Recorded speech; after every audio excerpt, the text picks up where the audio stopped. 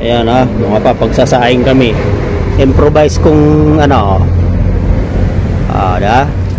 Ayan, pag nagsaing, dito yung tinatawag wise kalan.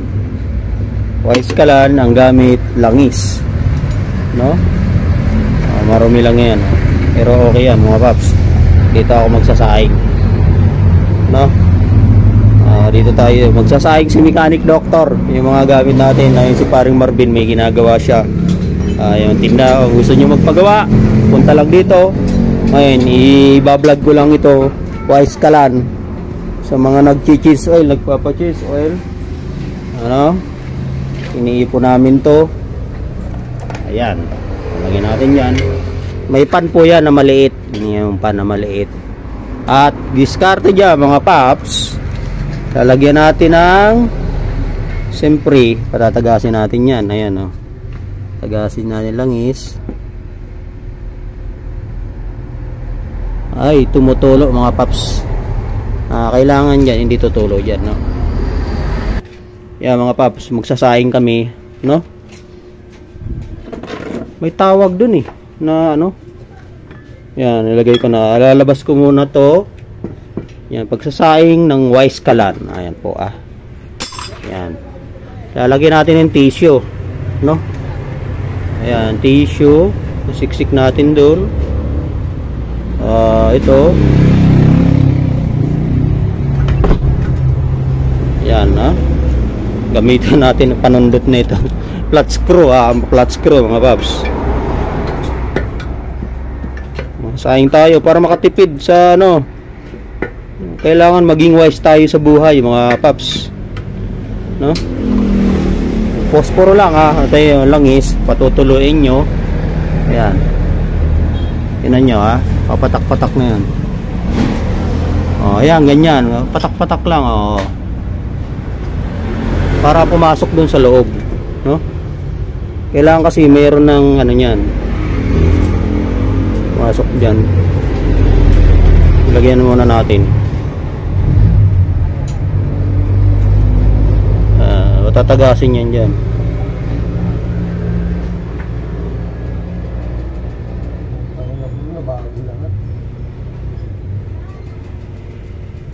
Yan, tingnan nyo mga papo, tumatagas na yung langis sa loob.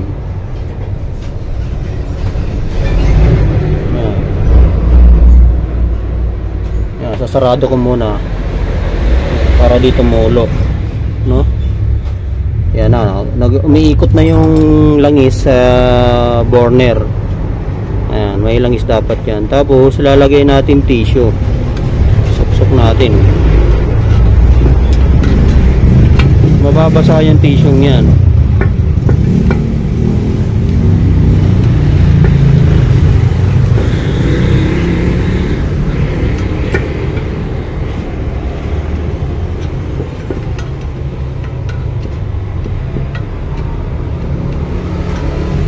Yan, diba? Okay na mga pap, no? Then yung langis, dadagdagan kayo mamaya. Sinarado ko muna, no?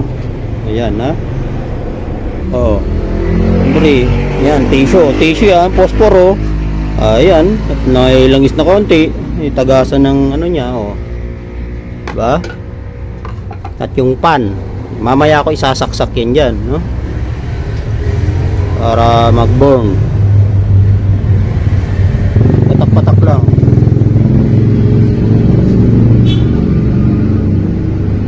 Yan, patak-patak lang yan mga paps. Tinan patak-patak. Pasok yan doon sa loob. Yan maapoy na mga paps. Yung aking sasaing. Lagay na natin yung pan.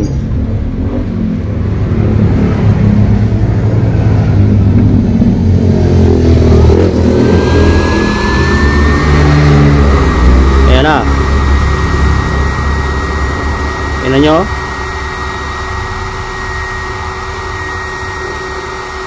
Ano yung pan niya, maliit lang. Saksakan. Yung saksakan niya, ayan lang, di ba? Yung pan maliit.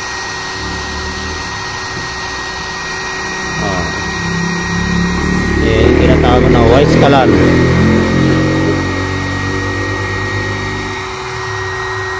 Yan, nag-uumpisa na mga papo. Kunti lang open yan.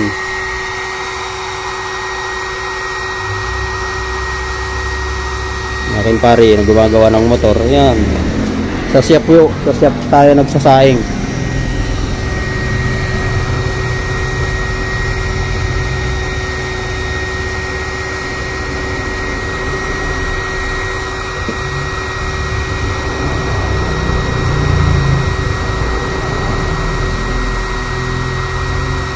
Yan na, lalagyan na natin kaldero kasi pwede na yan.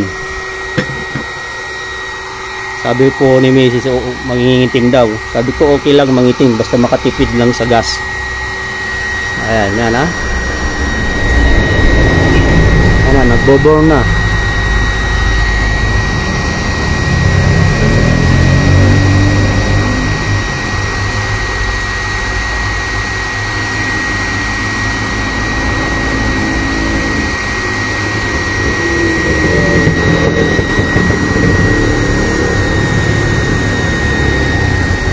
Yan na. Sahin na kami. Yan na mga pap. Gamit namin wise kalan. Yan na yung paggagawa nila ng wise kalan, no. Oh, patak-patak lang yan mga pap. Oh.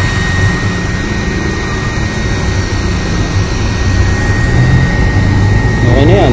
Mainit na yan, oh. Bobber na yan, oh.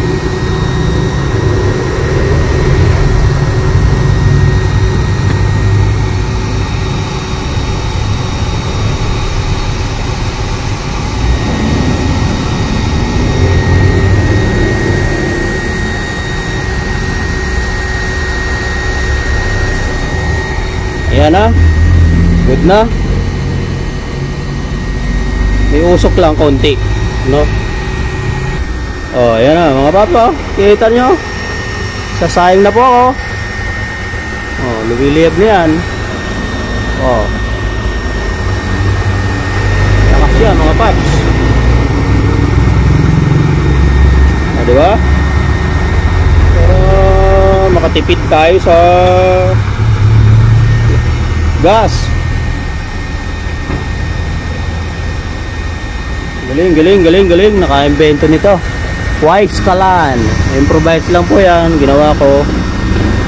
Ang binili ko po dyan, itong stand. Yan, ang binili ko dyan. Diba? Kaya gagawa rin po tayo nyan. Mas maganda, mas malaki. Yan. Saing-saing tayo. Napakalakas na ng apoy, oh. Oh. Tingnan nyo. Grabe. Tapos ang langis lang na ginamit ko, napakakunti. Patak-patak lang.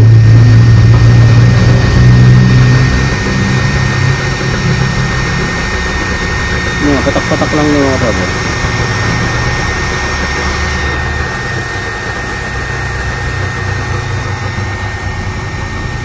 Saing yan, kanin po yan mga paps. So, tagilid kasi yung kaldero po eh.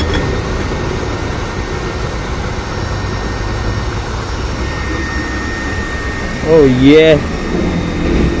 Sasaing na tayo.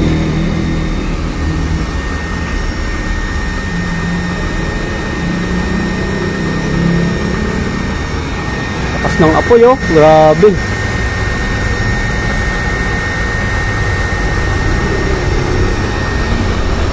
Tignan nyo mga paps. Oh, yan. Grabe. Stig. Ano ba bro? Saing tayo.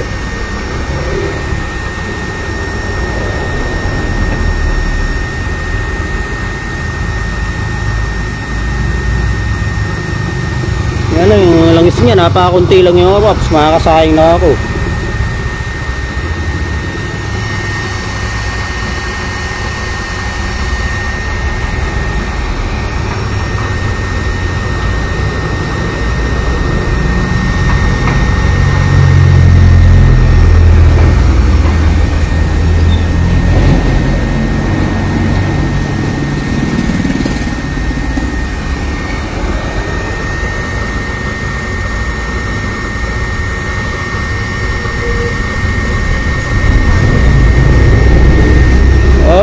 okay. So, antayin natin. Bumulo.